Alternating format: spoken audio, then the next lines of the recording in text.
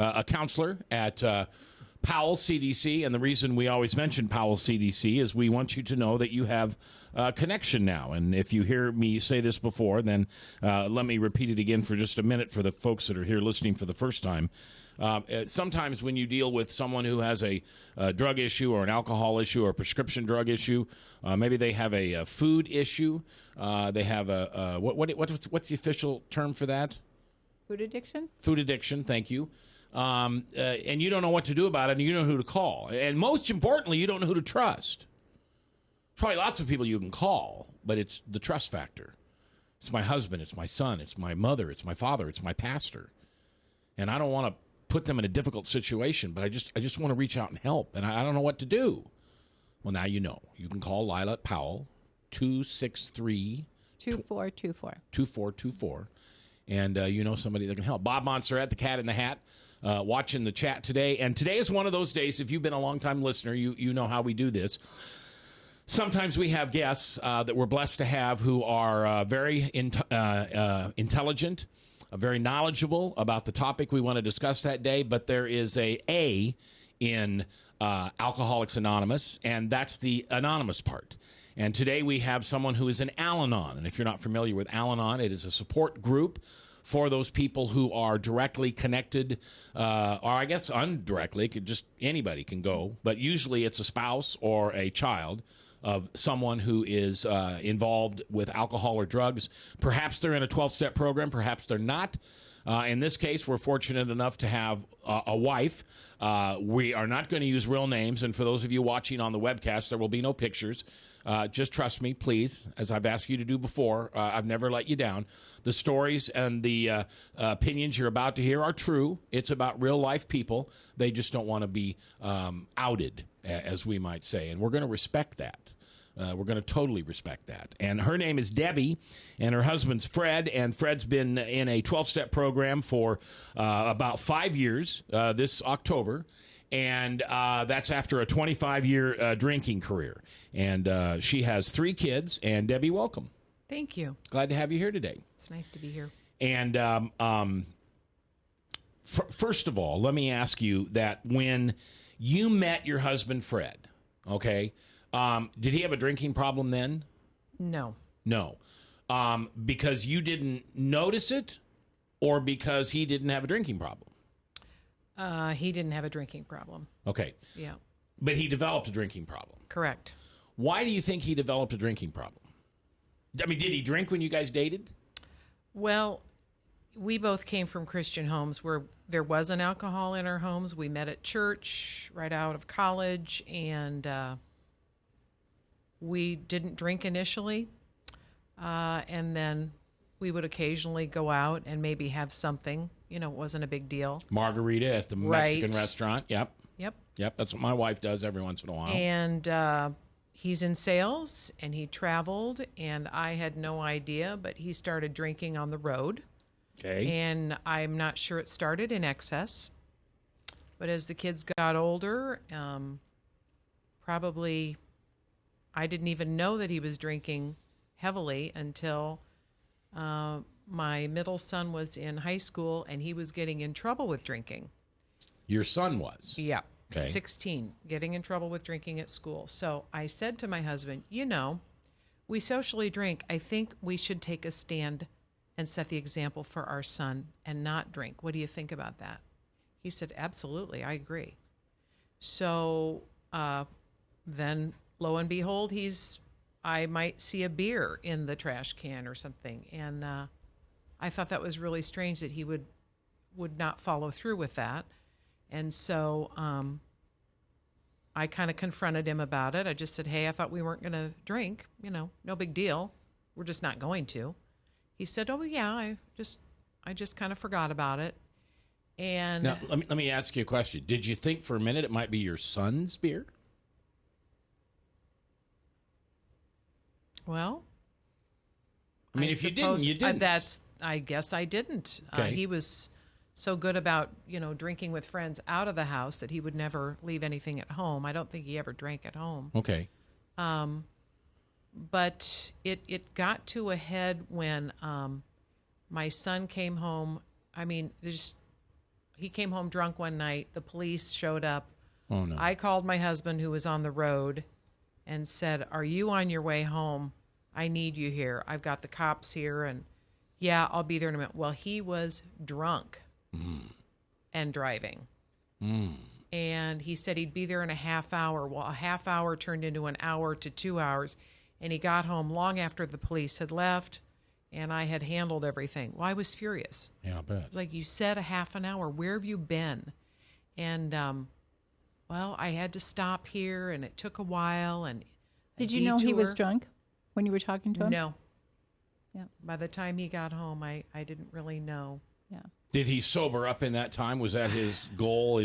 I think he hit it very well from me. Okay. And Some people don't understand that, but Jim did that with me as well. 4 years, right? Yeah, I mean, he drank when he was out of town. So, and people say, "Well, didn't you have any idea?" It's like, no, because you're not smelling anything, because he didn't drink in front of me, but he drank when he was on the road. Yeah. And telling me that he wasn't. Now, let me ask you. I've always wanted to ask you this question. So, and I know there are different types of alcoholics, but for the most part, an alcoholic needs liquor on a daily basis sometimes. No. So They're Jim, different levels, and Jim nor I were, our bodies did not require that we have it every day. Okay. So we were more binge drinkers. Okay. You know, when we drank a lot, but we could go 2 weeks without drinking. Okay. All right. Yeah. All right. So Fred comes home. You're furious. You don't know he's been drinking. He's 3 hours late or whatever it is, and the excuses he gives you were very suspicious. And so I thought to myself, he might have been drinking. So I asked him, and he said he was not. Okay.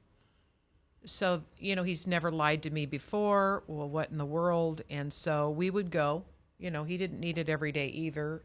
We'd go a couple of weeks, maybe a couple of months, and we'd have another big blow up with our son.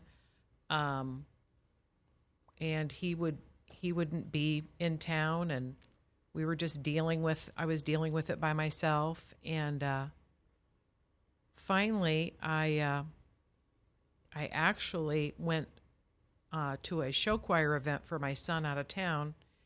And your son is in the show choir? Yep. And is this the one that was drinking? No, this is the one younger than that. So Okay. he was in show choir.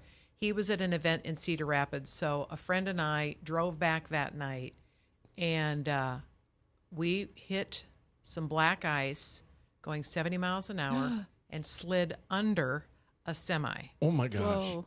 And I literally knew I was going to die. And I just said, Jesus, I knew I just didn't want to go with pain. And the next thing I know, we spun out of it and ended up on the side of the road. And we got out. We were crying hysterically because we realized we are still here. So we skated across the interstate, got to the side. I called Bob, who called Fred for me, and he told him, "Call your wife right away." So Fred called me, and I said, I'm out on the interstate. We just hit black ice, and I'm crying hysterically. He said, "I'll be right there." So this friend is single, so she didn't have a husband to call. So he was going to come get both of us. A half an hour went by. An hour went by. Oh. Another half hour went by. I mean, it was an hour and a half before he showed up. And I knew right then and there that this best friend of 25 years, I absolutely hated him. I hated what was going on. I hated that he left us. And I knew that he was drunk when he picked us up. Yeah. So he took her home. Your son's not with you, right? No. Okay. He took the bus back. Okay. He took me home, and I moved immediately out of my house into my parents' basement, and I said, "I'm not ever speaking to you again without the presence of friends of ours who are counselors." And so through them, because I'd heard it all before, I'm going to quit. I knew he had a problem. So through them, we counseled, and he was very indignant. I don't know if I can quit drinking. And I'm saying to him, are you telling me that you would choose that over our marriage? He says, well, I just don't know. I think it's pretty strong that you would want to just, I think it's just pretty strong that I can't drink at all. I thought, what are you talking about? Well, you grow up not drinking. I grew up not drinking. Where does this come from? And so that's when I called Powell. I knew I had a problem on my hands, and I didn't know what to do. They put me in a what's called a codependency program. Mm-hmm. I'm not sure what that word was at the time. And when I got in that program and I realized that I was there for me and not my husband, I was furious. That was like when I got to Al-Anon, it was like I just wanted to go gripe about my husband. I want everyone to say that I was right and he's wrong. And, in the first meeting, they said, that isn't what we do here. It was like, no, I want someone to listen to me. Yeah. And it's like, you've got to be kidding me. He's done all this to me, and now I'm in a class not to tell him to get better, but for me. I don't have the problem. He does. And I'm in the program now 7 years later, and I have to tell you, I'm pretty sure I had more of the problem than he did. Wow. Because a codependent is someone that thinks they can cure it, thinks they can control it, and pretty sure they caused it. They call that the 3 C's. And when I had to undo that in my head and realized that I didn't cause it, I can't control it, I can't cure it, it was actually freeing. It was freeing and it made me a better parent. It made me a better spouse. And I'm not saying that everybody that goes, he did go to AA classes for a while, but 12 steps. Right. Okay. 12-step program. But it has just been a journey for us. But I think the only reason I'm here today, because I'm really afraid, this is very uncomfortable for me to be on the radio, but, we grew up in Christian homes. We had perfect families, or, we didn't have a lot of issues. But I'm just saying life has a way of taking detours for everyone, all walks, all different backgrounds. And for me, it was a huge detour, but because of my faith, my church, my God, and the program at Powell, and the 12-step program, I'm here today because of all of that.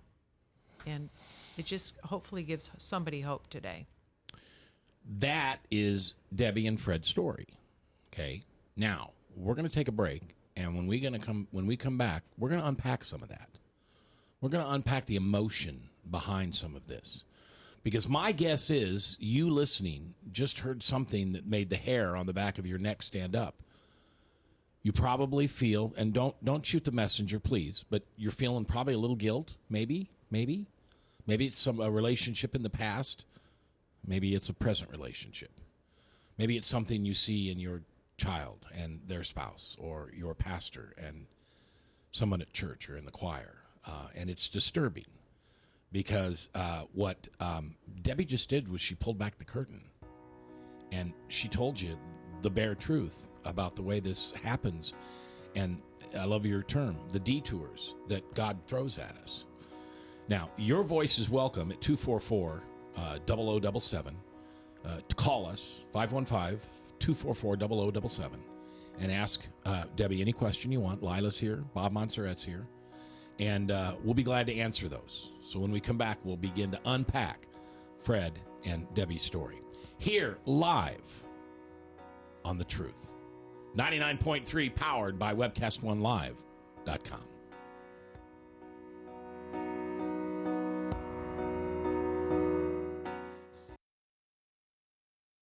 A father who is headed toward another heart attack. A woman who struggles daily with diabetes and her memory. A boy whose headaches keep him out of school. A mother who one morning discovers a lump. A girl whose condition defies diagnosis. You come to us because you need answers, but you also need more. You need understanding of what you're going through. You need comfort. You need to be treated as an individual, not a condition. You need to be included in your own care. You are the point of everything we do. That's why we're changing to Unity Point Health. It's a model of care that will help us work better together, where the physician who knows you best takes the lead, coordinating your care through every step, from the hospital to specialists to rehabilitation to health services in the home and in the community, to making sure the treatments are effective. By working as a team, we surround you with care, helping you manage your health and your conditions, guiding you to making better choices and living a healthier life. The point of Unity is you. Unity Point Health.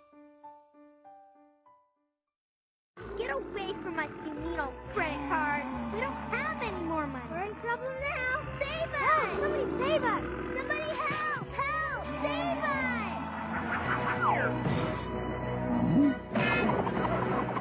Hi, I'm Tom Coates from Consumer Credit of Des Moines. If your credit card's a little too animated, give us a call. Hooray! We're saved! Consumer Credit, you're our hero! Metro Ford's on everywhere. Metro Ford's on everywhere. See 'em here, see 'em there. You got bad credit? We don't care. Metro Ford's on everywhere. Metro Ford's on everywhere. Visit emetroford.com for your guaranteed credit approval. Good credit, bad credit, no credit. Everybody drives with guaranteed credit approval at emetroford.com. Metro Ford's on everywhere. Visit emetroford.com today. If Tom Coates from Consumer Credit of America was your personal webmaster, Tom would filter out all bad debt emails. If Tom was your mailman, you'd never get any debt reduction junk mail. If Tom Coates was a lineman, he'd block any phone calls offering to reduce your credit card debt. Hi, I'm Tom Coates with Consumer Credit of America, and we're still your best choice for credit counseling. We're local, we're accountable, and we can do more. You make the call when the time's right for you. When it comes to competition, there really is none for Consumer Credit of America. From the RE/MAX Real Estate Concept Studios, this is Webcast 1 Live. 20 minutes after the hour of 3 o'clock, and we appreciate you listening today. It's Recovery Monday, brought to you by Powell CDC. I'm J. Michael McCoy. If I haven't told you lately, thanks for listening. I love this job, and I couldn't do it without you, right here on The Truth. Why do we do this show? Why? I mean, very few shows do this in the country. Why do we do it? I mean, it's embarrassing for some people. I mean, if you think for 1 minute that it's fun for me, who spent 40 years on the radio in this town, to do a 1/5, 20% of my time on the air talking about how I'm an idiot drunk, it's not fun. I would much rather be sitting here telling you what an idiot Obama is rather than what an idiot I am. But this was the path that God put me on. You know, 1,632 days ago, I put the plug in the jug. And I honestly thought, that 12-step program is going to be perfect for me because the second part of it is anonymous. And I'm J. Michael McCoy, and I'm really not interested in having everybody and their mother know that for the last 16 years I had been drinking a liter of gin every day. A liter of Sapphire gin every day. And I didn't drink in the morning, and I didn't drink at noon, and I didn't drink in the afternoon. I drank when I got home from the radio show that you used to listen to me on for so many years. About 5:30, I'd start drinking, and by 7, I'd be blind. And I don't mean I couldn't see. I mean I'd be blacked out. But the good Lord put me on this path, and he told me about 6 weeks into my sobriety, Mac, you don't get to be anonymous. I have brought you down these 50 years so you can be a witness to me. You can testify to the power of a higher power. Mine's called Jesus. I don't care what yours is called. Just reach out to him or her and say, I surrender. I can't do this anymore. I can't stop eating. I can't stop taking pain pills. I can't stop drinking. I can't stop smoking dope. I mean, I was smoking dope in the 60s, so why not now? You're just an old hippie. Who cares if you're 55, 60 years old and you're smoking a doobie every once in a while? You're just an old hippie. But what's it doing to everybody around you? What's it doing to your kids? Because if you think they don't know, then denial is not only a river in Egypt, because they do know. Meeting after meeting after meeting after meeting after meeting, somebody will always say, I didn't think my kids knew. I didn't think my husband knew. I didn't think my wife, I didn't think my parents knew. And then when they finally give up, surrender, and say, I need help with this, they discover that everybody but them knew that there was a problem. We're hearing now, though, where parents, when we ask kids when they first used, they got it from their parents. Yeah, absolutely. Yeah. So today we have a young lady who has been in Al-Anon for a little over 5 years. Her husband, Fred, is an alcoholic, and he's been in the 12-step program for a little over 5 years. Now, you mentioned earlier, Debbie, that your middle son in high school began a drinking career. How is that going? He's still drinking. Okay. Either one of your other boys pick that up? No. Okay. Do you see a genetic connection between your husband and your middle son? Or do you think it's atmosphere or surrounding more than it's genetics? I still don't know for sure. He actually got drunk by himself at home in the basement of our house when he was probably in 7th grade. Mm. And that was very scary and very weird. And how did you know that he was drunk? We came home and he was throwing up. Oh, okay. And kind of, he was very drunk. Okay, yeah. So. Does your husband have alcoholism in his family? Now that we have talked about it to his parents, his mother's father was an alcoholic. Mm-hmm. Got the paycheck and went to the bar before he would ever get home. Wow. So, it's a gene that's in the family. And, we just didn't know about it. Yeah. It was never talked about. Yeah, a lot of families don't talk about it. In my family, I know where all the alcoholics are, but when I went to treatment in Arizona, they did this family history. And my counselor wrote on the board, she kind of had a history of everybody in my family, and she said, now, did your grandmother drink? I said, no. She was like a teetotaler. And then she said, well, I bet one of her parents was an alcoholic. I said, no, I don't think so. She said, when you go home, I want you to find out. And sure enough, it was kind of that same thing. It was like I found out that her father used to steal money from her. She'd save her money, and then he would take it, go buy booze. And so she was so against drinking that she brought her kids up that way. They didn't stay that way, but... So what do you say, Lila, to somebody who says, oh, this disease stuff, that's foolish. It's all about your choice. Just put the bottle down and quit drinking. If someone talks like that, I try to find some like maybe an eating disorder. Or I have a friend that was always talk like that, but she drank coffee as though she was addicted to it. So I'd say, okay, if you feel that way, let's see how far you can go tomorrow without coffee. And then she would be dead silent. Because I just want them to know what it feels like to want something and you know you can't have it. Yeah. Yeah. I had that conversation at lunch with somebody today. Somebody in the program. Doesn't believe it's a disease. Doesn't believe there's a genetic Most people that think that haven't studied it. Yeah. They're just talking off the top of their head. Yeah, yeah. All right. Debbie's our guest. How long have you been married? 30 years. 30 years. Congratulations. Thank you. 3 boys, and 2 of them have nothing to do with alcohol, but one of them still does. Correct. Do you think it's a problem for him? It could be. It could be. It could be. Has he learned to control his drinking? I don't know. I mean, I just know he drinks a lot. How old is he now? 23. Okay. Married? Nope. Okay.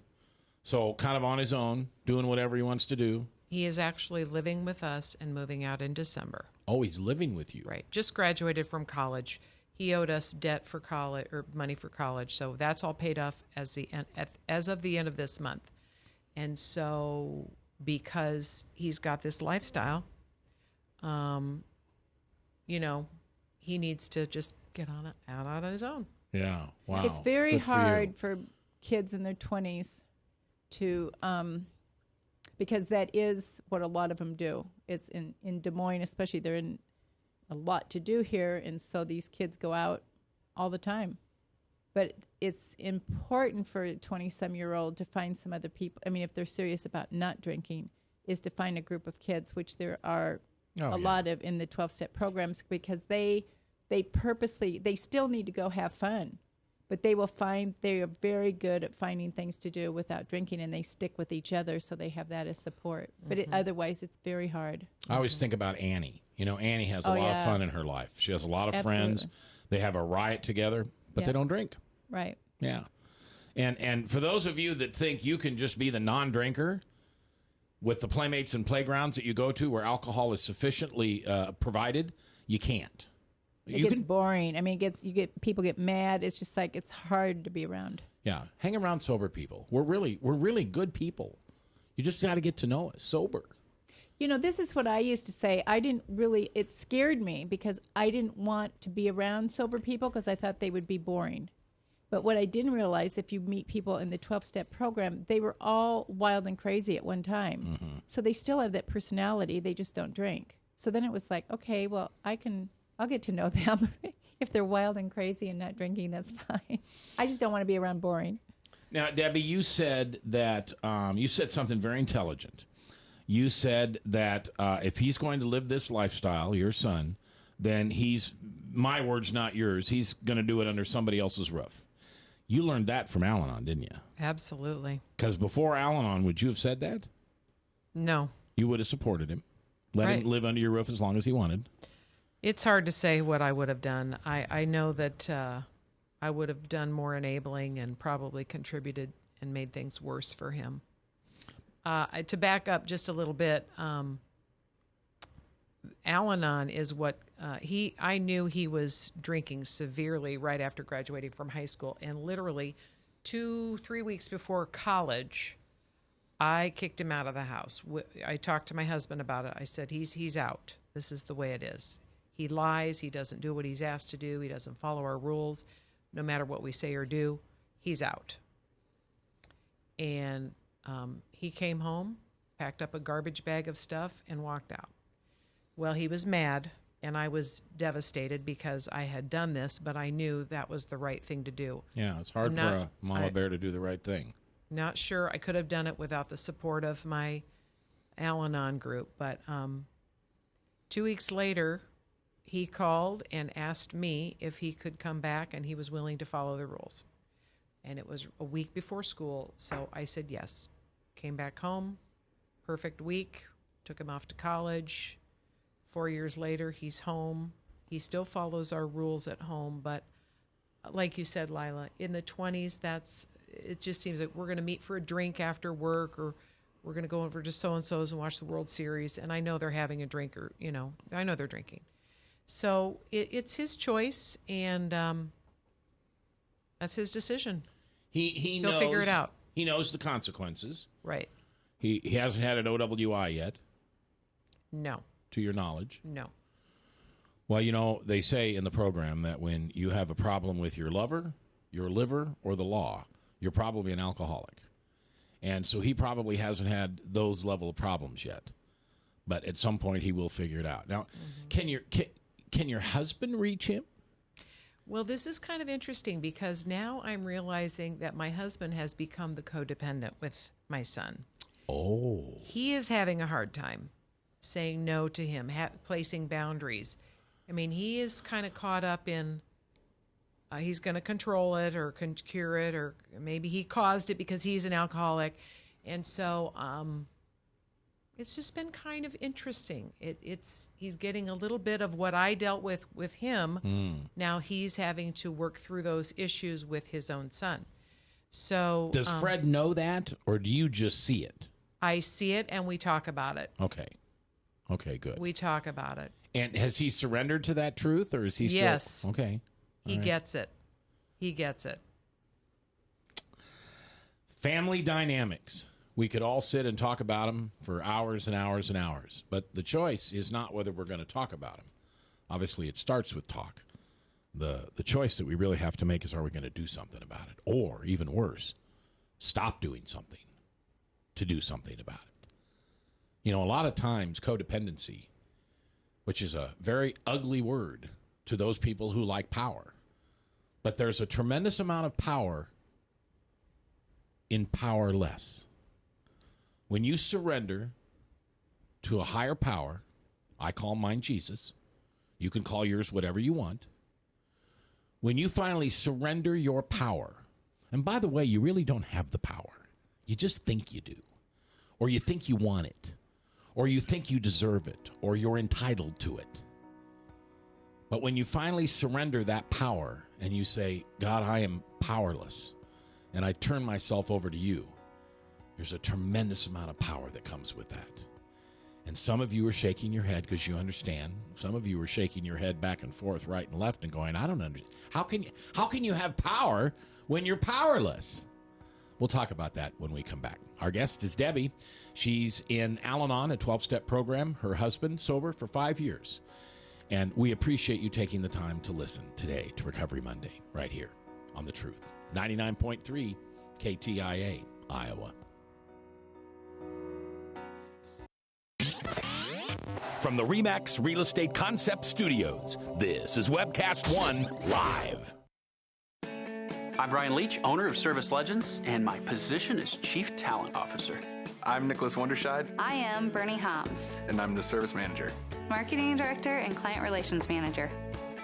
Everything that we do is about ensuring that we exceed your expectations. Our clients are important to us. 100% satisfaction. We're not just focused on heating and cooling. That's the easiest part of our job, actually, is fixing furnaces and air conditioners. Everyone that we come in touch with, we want to improve lives. Bottom line is, we've got our installation guarantees, 25% energy savings guarantee, comfort guarantee, temperature selection guarantee, property protection guarantee. 100% satisfaction guaranteed. Fixed rate or it's free. All of those guarantees are backed up with a 100% money-back guarantee to hold ourselves accountable to making sure that you get what you're after. Just fixing the problem today. If they have another problem 5 days down the road, it's still fixed rate or it's free. We use what's called straightforward pricing. Our technicians are going to give you an exact to-the-penny price on what it's going to take before they move forward with any repair. That way you know what to expect. It's the same price every day. No surprises. If you get off work at 5 o'clock in the afternoon, you come home, you realize that, oh, my furnace is broken. Now you need to call somebody out that night. You shouldn't have to pay more for that. We're guaranteeing service 24/7. We run afternoons, evenings, nights, weekends. We're staffed to work that. Phone rings at 3 in the morning. You'll get one of our representatives answering the phone every time. We're not sending you out to Timbuktu in some call center. It's our Service Legend team members, our mission control team. I'll take a call anytime. And then they answer the phones the same way during the day as they do at night. It's a great day at your service company. How can we make you smile? That's the only way to provide true 24-hour service. When you're able to let somebody actually live in their home safely when they weren't able to do that before, where they don't have to stay up at night and worry about, is the heat going to come back on? Are we going to freeze the pipes? Is the baby in the room next door going to be sick because they got too cold? When you're able to help somebody overcome challenges like that, that's impacting a life. That makes a difference. I get goosebumps thinking about it. I love the team. I love the people that I work with. We have fun, but we work hard. I call them my ambassadors of legendary service. If you could just envision what that is, that's who we're sending to your home. They literally will call in, pick up the phone and call and say, hey, I want to talk to your manager. And I get on the phone, they're like, that technician that was at my house was the greatest technician ever. That's cool to me. We want to brighten people's days. Every person that we have going into the house has gone through an extensive background check. Drug testing. We have a very thorough interview process that 1 out of 140 people make it through. If we promise you something, that's what you're going to get, no matter what. We're here when you need us to protect the safety and comfort of your family. If you're not happy, we're going to make it right. If we're willing to put 100% money-back guarantee on what we do, what type of work do you think we do? Give us a call. We're there for you 24/7, 365 days a year. Enough said.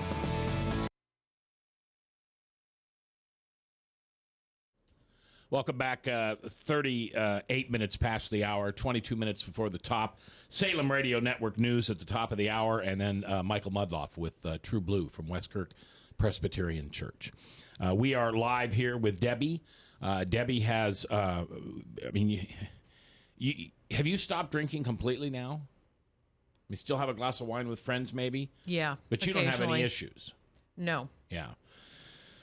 But she's got a son that does, and her husband, God bless him, has been sober for 5 years now. And she, 5 years ago, went to Al-Anon. And you've heard of Al-Anon before. And maybe you don't feel strong enough to walk into an Al-Anon class. Well, once again, now you know somebody, and we can help you. Call and talk to Lila, 263-2424, down at Powell. And she will get you into an Al-Anon group or an aftercare group. What's the difference between aftercare and Al-Anon?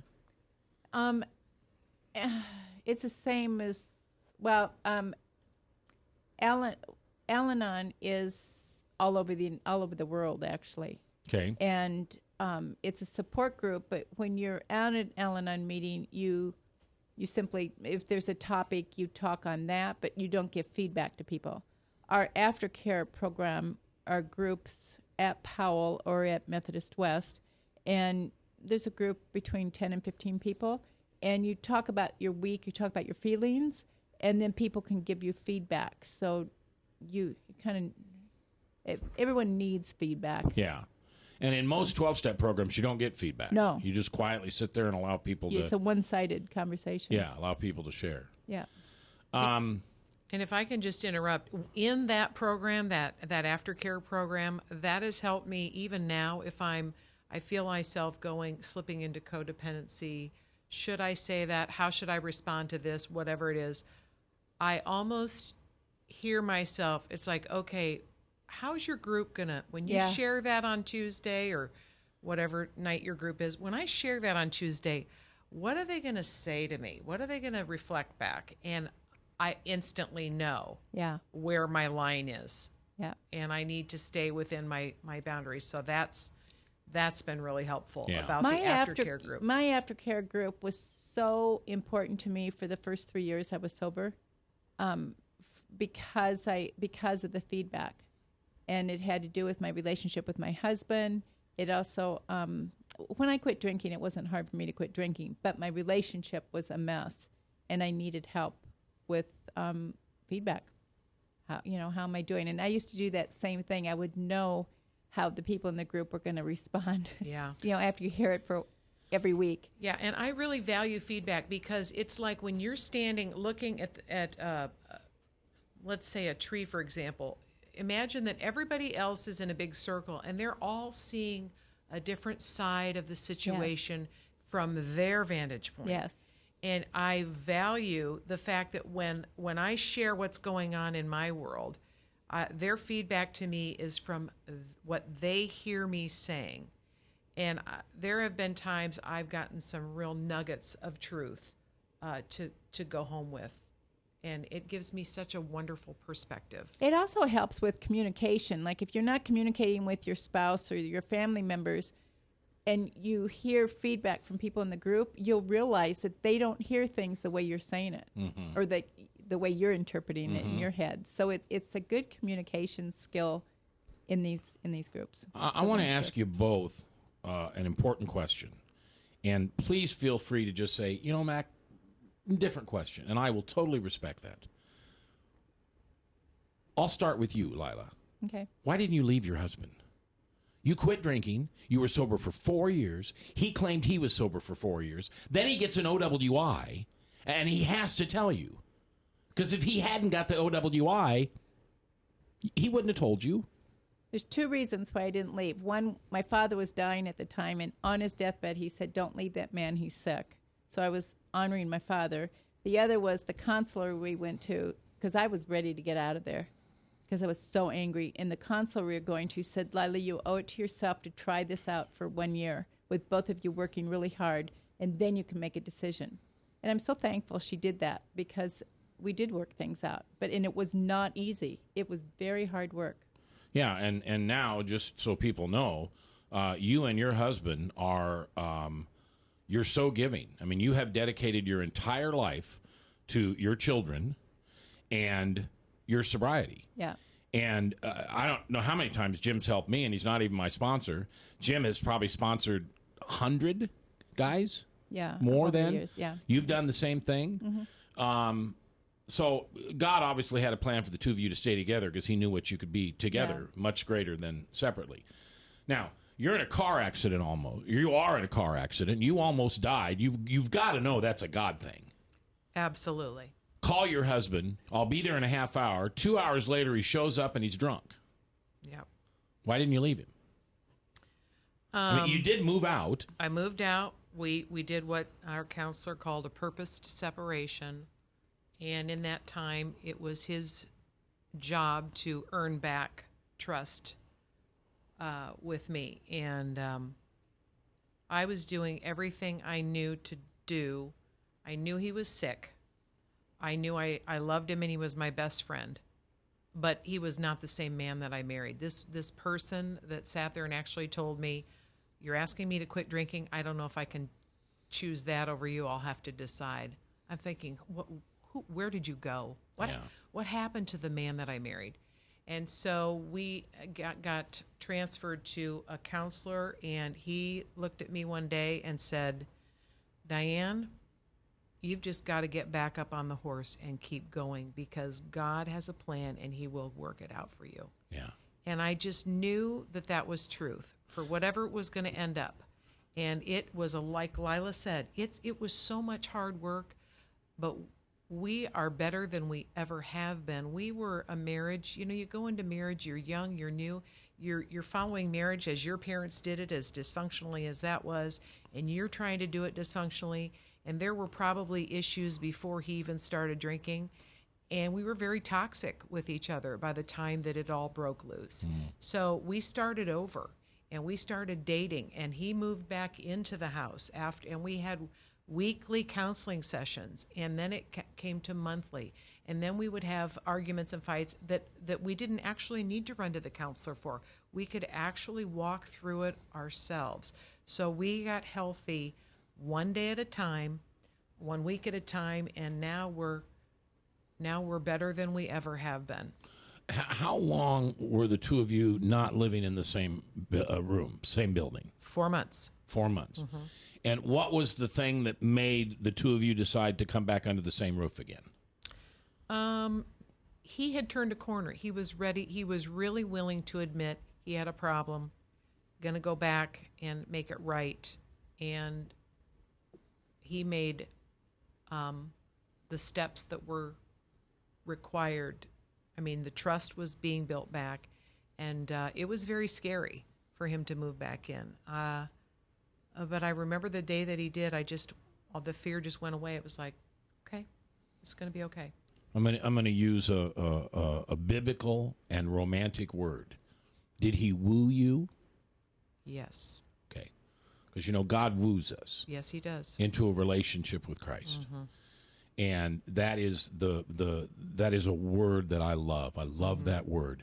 It's more powerful than nurturing. It's more powerful than loving. When you are able to woo, you are doing it with the hand of your greater power, I think. And you're almost asking God at that time to help you heal, repair, rejuvenate that relationship. You said something about the relationship being toxic before it even got to the point of him drinking too much. And that was true with us, too, that it wasn't just the fact, I thought it was. I was trying to blame everything on the drinking, but there were things that were happening in our relationship, how we were treating each other. We lived in Washington at one time, and I remember a neighbor saying she wouldn't invite my husband and I to a party together because of the way we talked to each other. And so we had to... That was embarrassing because it was like I didn't realize how bad we talked to each other. You had to learn how to do that. Isn't it amazing how relationships grow, and even when they're broken and they're healed, like two branches mended back together, how much they can grow and give. When we come back, the last segment with Debbie, and we'll find out how her and Fred are doing now, today, live on The Truth.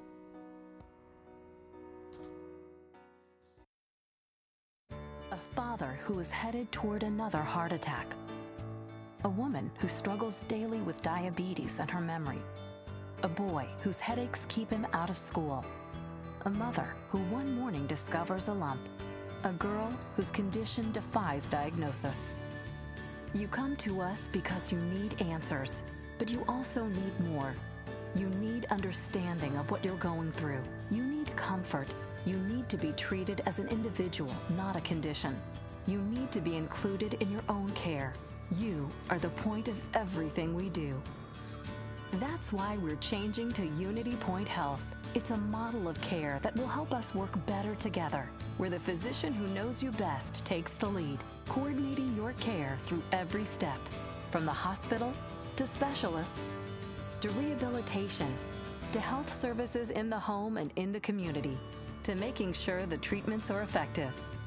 By working as a team, we surround you with care, helping you manage your health and your conditions, guiding you to making better choices and living a healthier life. The point of Unity is you. Unity Point Health. Get away from my Sumito credit card. We don't have any more money. We're in trouble now. Save us! Help! Somebody save us! Somebody help! Help! Save us!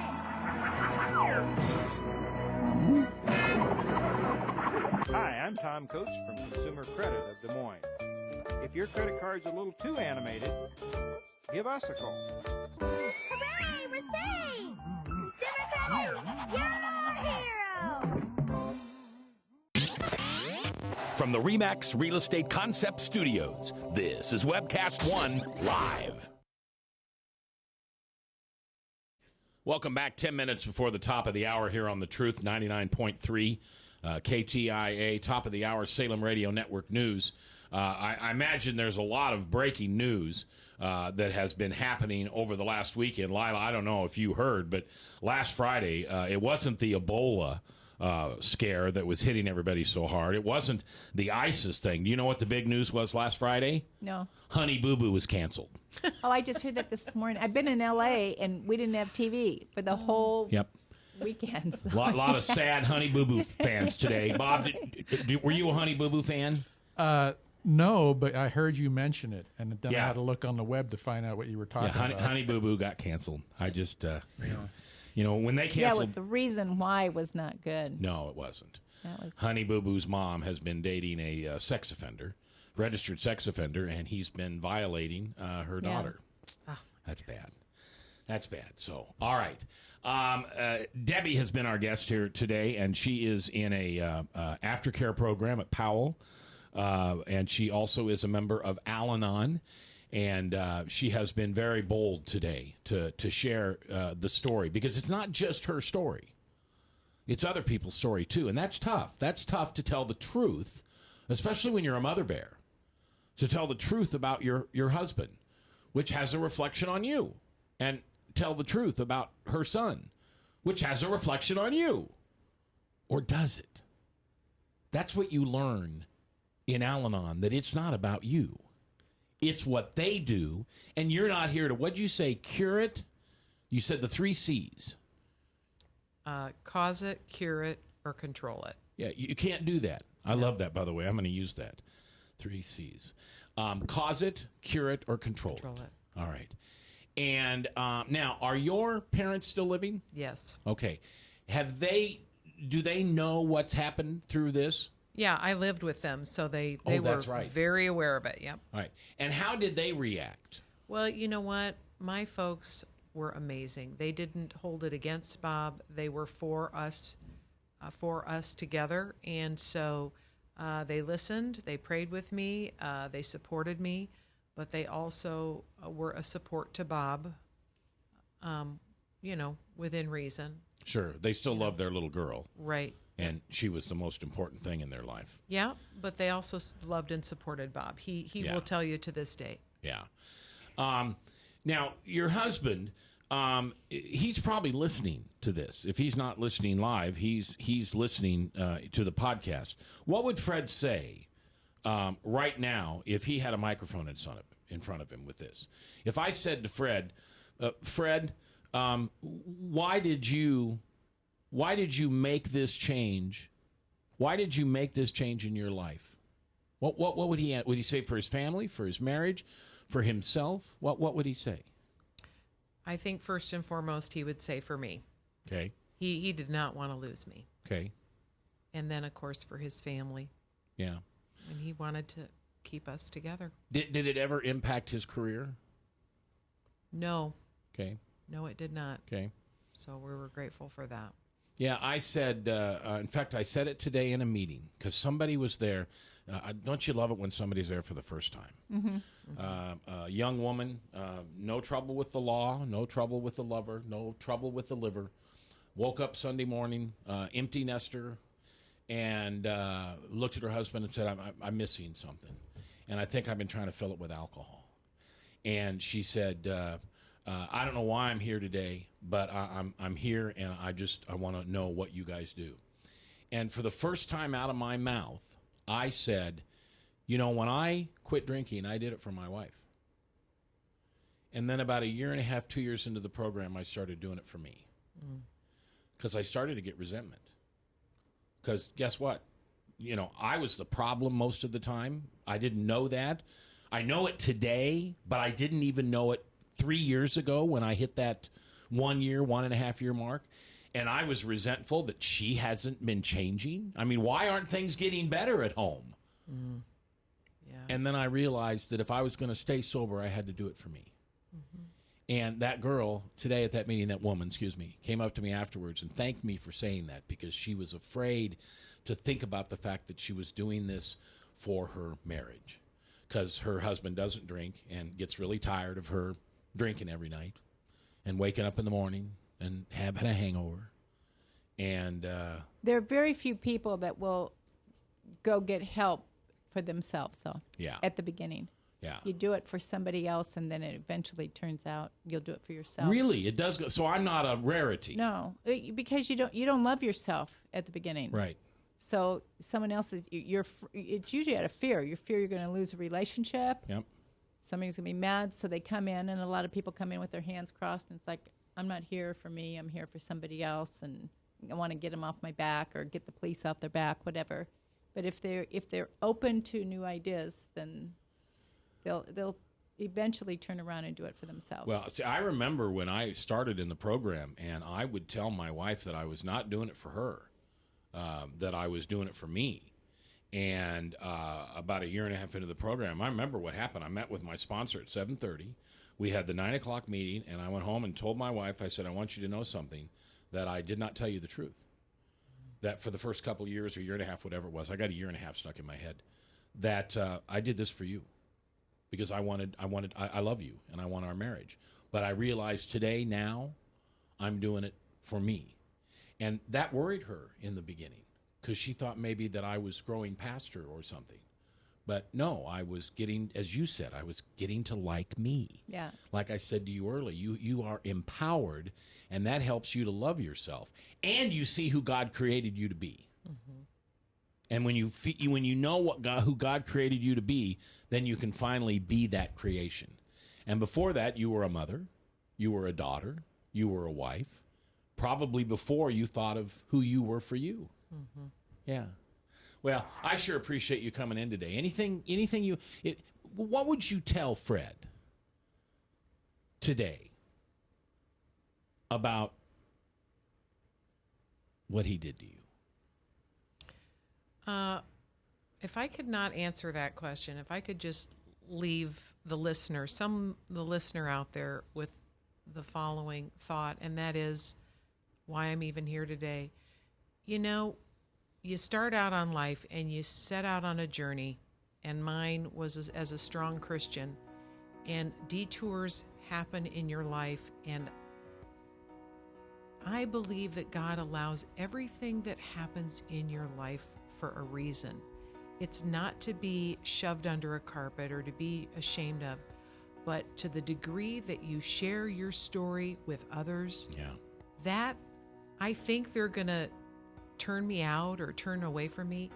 And it's the very opposite. Yeah. People look at me and they think, you give me hope. And I think, what? Yeah. It's impossible I'm so ashamed of what we went through and how we screwed up. And they say, no, you give me hope. Yeah. So if I've done nothing today but give somebody hope out there, that whatever you're going through, if you will just stay strong and keep with God on it, He's going to see you through, and He's going to use that to help others. And to me, that's what it's all about. She just said it. That's what it's all about. I'll see you tomorrow.